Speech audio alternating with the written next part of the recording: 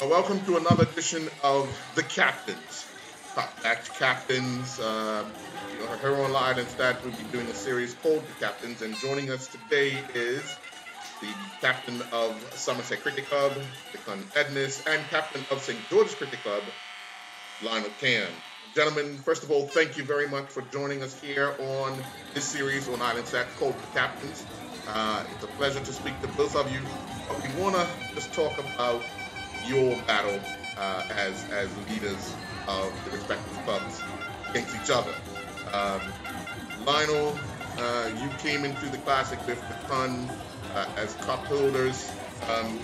Knowing he was a young man, a student of the game, what was your idea, or what was your take on the Cann and the team he selected that particular year?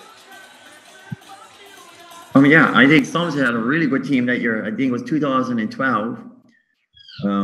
I had given up the captaincy to Runday in 2010, and Runday was ill that year. So St. George's asked me to come back. They didn't want to bring in anybody new, so they asked me to come in and captain for 2012. Somerset by then had a really good team. You could see that, for the last couple of years, if they had taken the chances, they could have won the cup. The year before we had won in St. George's 2011, but that's only because they didn't take their chances.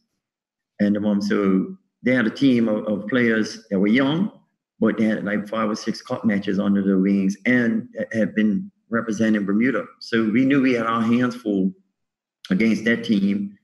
And, Cann being the leader that he always was, and being in Bermuda. And he had been under Captain, him, Jacoby, Gennaro. Somerset always had one unit. They were never like a captain and everybody else.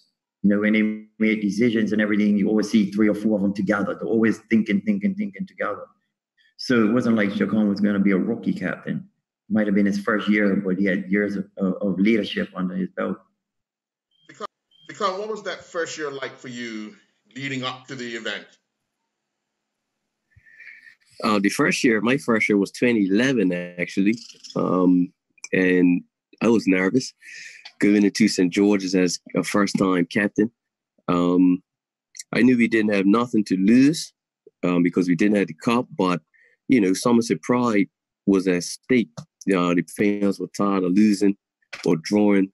So I was nervous, and we did run St. George's close that year. We didn't play our best, but we still ran them close. So I was even nervous. I wasn't even sure if I would be captain the next year because I had seen Somerset dispose of captains for less, at the time. So, but Alfred Mabry, who was the president at the time, assured me, that I would be captain the next year. So leading into 2012, I knew some changes had to be made. From there I went and sought out Jeff Richardson as coach. I asked him early in the year, say, look, this is what I want. I remember Jeff from Western Stars days, when Western Stars were winning. And I remember the training sessions these guys used to have were crazy. I mean, these guys would leave these sessions drenched in sweat. So that's what I wanted up Somerset. And I figured with those training sessions, we'll weed out who doesn't want to play anyway. If whoever doesn't want to do the work doesn't need to be a part of the program. So that's what happened. So Jeff was a big reason of how the program turned around. You say you take over from Runday for the year. What was in your mind once that team was about to be picked? Because obviously you're being asked to do something near the last minute. So what was that like? Well, that was a difficult meeting. That one was probably the hardest cup match selection for myself. When they had asked me to captain that year, and the players that were going to be involved in cup match, 6 of them were from St. David's. And I know you remember what materialized the year before at St. David's. So my first question was to the selection committee was, can you meet with those guys and how they feel about me being captain at that particular moment? It wasn't if I was good enough. with what we had went through in St. David's, would they be able to play 100% and be a part of the squad? So I left that with the executive team to deal with that. And once they said they had spoken with him and they said, all right with you being captain. So that's when I took on the role. And the players were quality players. We're talking about the best players in Bermuda at the time. So I felt really good. I felt confident that, we can retain the cup or still win, because we had a really good team. Where do you think things fell down for that? I mean, after so many years of holding the cup, you end up on the wrong side. Where do you think that things kind of went awry? Pressure. I think the pressure came in. Somerset came really hard at us. The game was really even right up until the second day. And then I think it was young Mabry picked up a couple of wickets. The ball started swinging about. He started picking up a couple of wickets during the game that second day. And then what happened was the pressure. Somerset kept coming and coming. The fields were set. It was tight. You had to earn your runs, and just the team just busted under pressure. You just felt things were going awry as the second day went on. You felt the chatter was going, towards Somerset's way. Somerset started coming really aggressive. Talking to players, getting inside their heads. And then the issues of what happened the previous year, I think it started all exploding all at once. So it was a perfect storm. And Somerset capitalized. They just kept coming hard and hard. And that was it. They just ended up going right through. Things changed for Somerset becoming champions. But take us through the emotion of the 2 days as you were the captain that done something that hadn't been done for a long time. It was strange, really. Some things ran against us early in the game. One, we lost the toss. Actually, I won the toss, but I chose wrong. We fielded first based off of the trial game because it swung around a lot early in the day. So we decided to field first to try to get on top of St. George's early. But actually, betting first was the best time to actually bet on the wicket. They put up a decent score. I think it was 250 or something like that. And it actually rained early in the day. So that was two things that kind of been against us. I said, somebody's not living right in this team. I need to find out who it is because, it's just not happening. But once we got them out, the first day we got to 100. We got to 100 for 2. That's when things I felt started to change because getting to 100 at the end of the first day, that you see everything just clicked. Like we went into the bus feeling good. Like, look, we're going to get these guys tomorrow. And it happened. Like we betted well the second day. We lost Gennaro early, which was a blow. And I felt pressure coming to the wicket at that time because even though I was captain, up until that time, I didn't really have a defining innings, for people to really remember me by. I was nervous in the morning, didn't eat anything. I just had a smoothie or something. And me and Trey put on a decent partnership just to settle things. And we just clicked. Malachi came in, hit the ball. I guess everyone just gained confidence from Trey and I staying there and betting. There was a difficult wicket to bet on. St. George's being St. George's, with the players they had and used to being on top, started talking and different things like that. But the longer Trey and I stayed there, it just started getting quieter and quieter and quieter.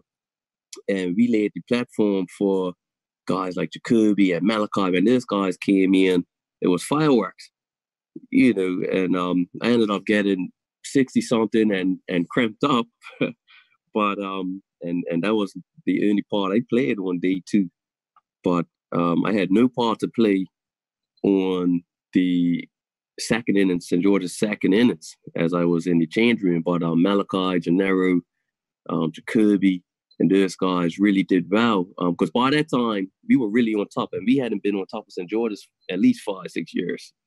like that. We really felt that this is our time, and they buckled. Really, it worked out. How do you when you want to pick your team? How do you, in your mind, set out who you want, in what position you want them, whether it be fielding, whether it be batting? For me, picking the team is all about attitude.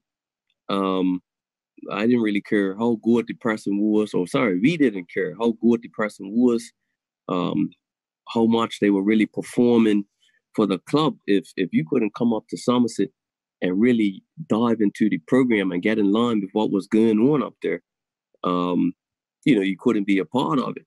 So that was the first thing with picking a team. After that, if the person shows that they're willing to put the effort in and they worked hard during the 2 months that we trained, then it comes down to performance and team balance. But first and foremost, it was all about testing guys. We stopped having multiple trial games under my captaincy. I took a little bit of flack for that, but the reason for that was we wanted to have difficult training sessions. And that's where we will weed out, as I said earlier, that's where we will weed out certain players. And luckily, we ended up winning in 2012. So that mantra just stuck, and it's still there today, because we haven't lost doing the things that we've been doing all this time. I felt if we probably would have lost or even didn't get the cup in 2012, it probably would have been a little more difficult to change the culture up there. But because everybody got in line in 2012 and we actually won, guys like, all right, yeah, we're going to continue. No matter what club guys came from, they knew that when they came up to Somerset's training sessions for cup match, they knew, they knew what to expect. Lionel, you've been around for quite some time. You've seen a bulk of players, because there's only 2 teams, so you've seen a bulk of good players at one side, and then it reverses to another side. And you alluded to it that you watched Somerset build a team of youngsters like St. George's did at one point in time.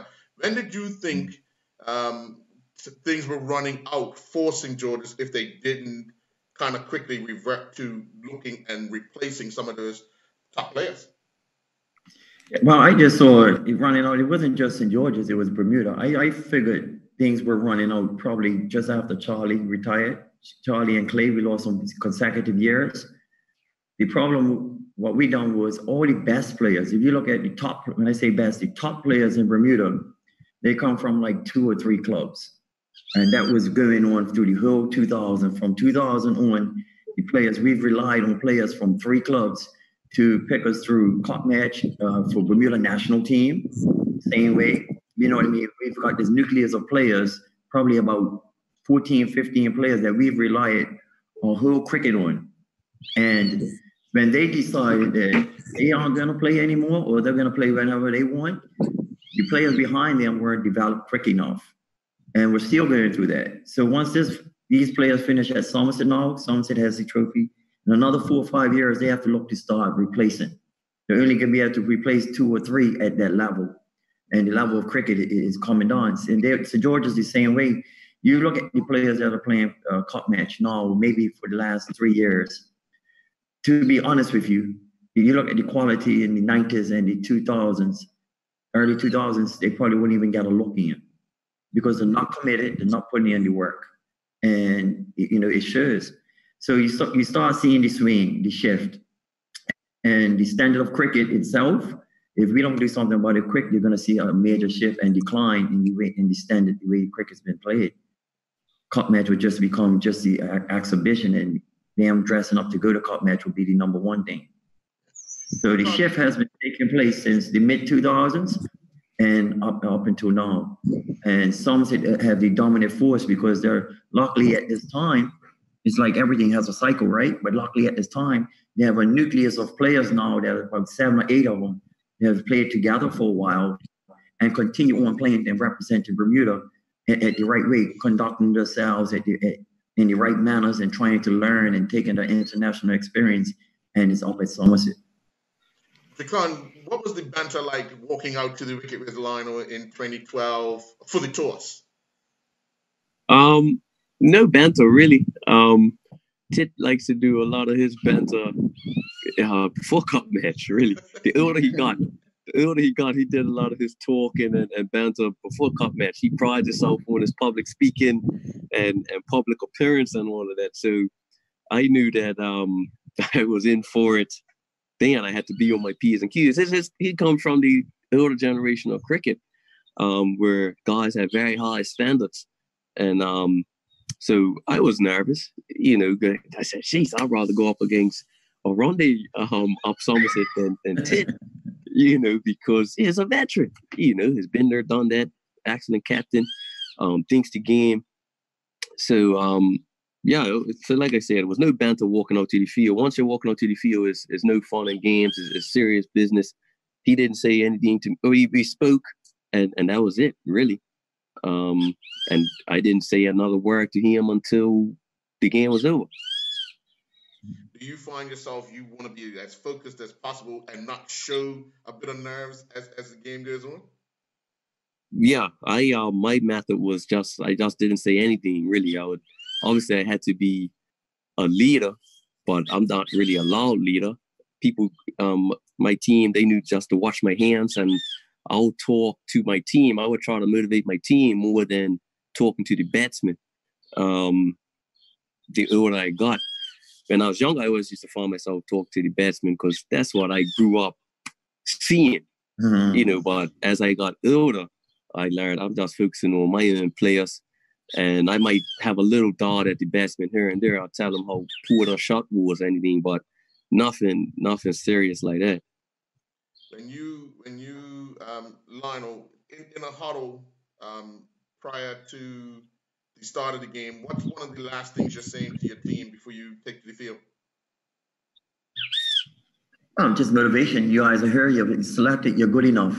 Now is the time. This is what I tell them. And every year, the players will tell you. I say, let me tell you guys something. Right here, right now, over the next 2 days, you have 10,000 people watching you. And they're going to remember you, the way you conduct yourself, and how you perform at cup match. I don't care if you made 10 hundreds in the league this year. Nobody would remember that. But they'll always remember how you perform cup match. So when you go there, conduct yourself well and perform out in the middle. I tell them, you want women? You like girls? You like women? Stay out there in bed for 2 hours and let them look at you. And then when you come off the field, you can get it. Whatever you want, so that's what I tell them. That's how I motivate my team. Whatever you want in life, a job, cup match takes you anywhere. You can get whatever you want. Perform out there in the middle. Today is the 2 greatest days of your life. Perform. Simple. Cann, you heard that? What do you tell your team? Because I don't think you could beat that, can you? Now, our motivation is different, and our motivation stemmed from, as Lionel said, we had a group of guys that had been together from 2005. So time 2012 comes around, it wasn't even about women. It was just about winning. We got tired of losing and drawing to St. George's. You know what I'm saying? So our motivation was taking them off their perch and us becoming champions. And then when we did become champions, it was about continuing to crush them and put them through the misery that we youngsters were going through from 2005, 6, right up to 2012. You've started something because you alluded to that you brought Jeff in to help regiment and structure Somerset, and it's been a success since then. Will you think you'll be remembered for something like that? Because only a handful of people know how that started, does it? Isn't it? Yeah. And yeah, I guess Somerset people knew, but that's not something I'm really concerned about. As long as Somerset had the cup, and I was remembered as the captain who boarded him or assisted to bring it in, and we won. We were pretty successful during my time as captain, so I think that's what I'll be remembered at. Jeff has gone on and solidified his coaching legacy. Got the 2-1, not to 2018. So, all our victories, the common denominator is Jeff. So he holds the program together. Lionel, over your years of not having the cup, how has that affected you personally? Because when you talk about cup match, it's a pride thing, especially if you're a player in the middle. It don't affect me personally. When it does affect me is watching other players, how they conduct themselves and don't think how serious cup match is. You know, cup match, you have at least 1 million people that love cup match. And I say 1 million people, everybody who lives in Bermuda, people that's visited Bermuda, they come here, they choose a team. You know, cup match, at least 1 million people know what cup match is. So what hurts me is seeing players, how they conduct themselves and not know the seriousness of it. They think it's just another game, or, you know, they're not preparing us right for that game. So I think we need to instill in them really what cup match is really, really about. It's not a joke. So for me personally, it don't bother me at all because I've seen it and I live it. And I know I'm a product of cup match. I wouldn't be the person I am today or the success of if it wasn't for cup match. You know, cup match is the epitome of cricket in Bermuda. So yeah, it gets to me when I see young players not taking it as serious or understanding how it affects other people. You know, people live for cup match. You have some people that live in Housefield, some for Somerset, some for St. George's, husband and wife, and they at it all year round, you know, because of cup match. Right. These are the sort of things that happen. These are real life stories that our players need to understand, that we go out there for those 2 days. And it's not just for those 2 days, it's getting yourself ready 6 months prior. So those 2 days, it becomes easier for you. Cann, you come from a cricketing background. What made you decide Somerset? Because you had an uncle play for St. George, you had father and others play up Somerset. So what made you decide to go west? My daddy. He had no choice. That's Somerset blood up there. I was asked to come to St. George's early. I was about George Canner asked me to go to St. George's. I played against St. George's in a club game. I opened the bat in Elverstead. I was in about 17 or something like that. Scored about 40 or against him. And he was like, look, you know, come St. George's. But that was never a thought. I always followed my daddy. I only played cricket because my daddy was playing. He played for Somerset, so I was going in Somerset as well. No influence from uncle? No, not when it comes to my no. Not at all. That was a big Western Stars thing. It was a big divide, wasn't it? And I'm sure if you ask Tree. What's that? Yeah, I'm sure even if you ask Trey why he went Somerset, it was because of his daddy. Right. Yeah. Well, I want to thank you both for your time. You guys have been leaders of the classic that has sustained us over 100 years. I want to congratulate you both because both of you have had a chance to hoist the trophy, and we want to continue with this Cup Match Classic for years to come and others. Hopefully, Lionel and Cann, they take your messages of preparing right, training hard, and what you do in the field basically reflects what you are as a person outside the game. So thank you very much, gentlemen. Do enjoy the rest of the day.